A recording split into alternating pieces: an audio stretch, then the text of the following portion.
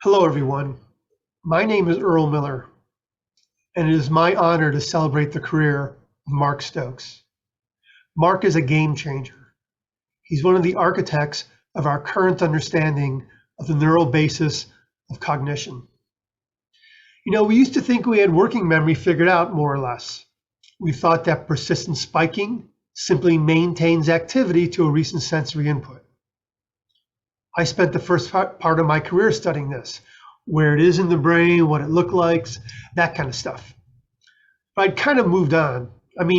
How many ways can you study persistent activity? It seemed like all that was left was the details. Well, Mark pulled back the curtain to show us there was much, much more going on. You just needed to look at it in the right way. Previous studies average activity across trials. And it turns out that this averaging was masking all these interesting dynamics that are proving to be key to understanding working memory. Mark showed us that in real time, working memory was anything but persistent. It is sparse with gaps in time. In other words, working memory is activity silent. He also showed us that it is dynamic.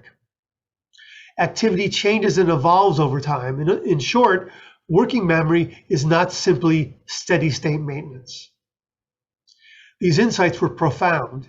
It showed us that working memory was far more than a bunch of latch circuits turning on and off in the brain. Instead, there were all these complex dynamics that the brain could use for computation and control. In short, Mark made working memory interesting again.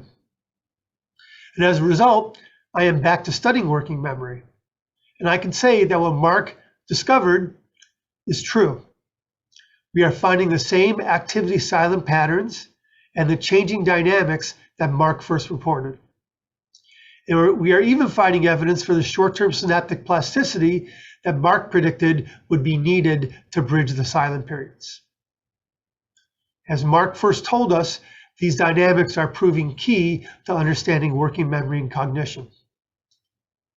And this is just one slice of Mark's many achievements. There's also the stellar work on the interactions between working memory and attention, and working memory and long-term memory. It would take too long for me to discuss all of Mark's accomplishments. In fact, this is what we're hearing about today. So I just want to close by saying that Mark shows us what it means to be a brilliant and bold scientist. His willingness to challenge established dogma and then move beyond it with elegant and foundational work is something we should all aspire to. So thank you, Mark. You've had a profound and deep influence on my work and all of cognitive neuroscience, and I'm happy to be walking in your footsteps.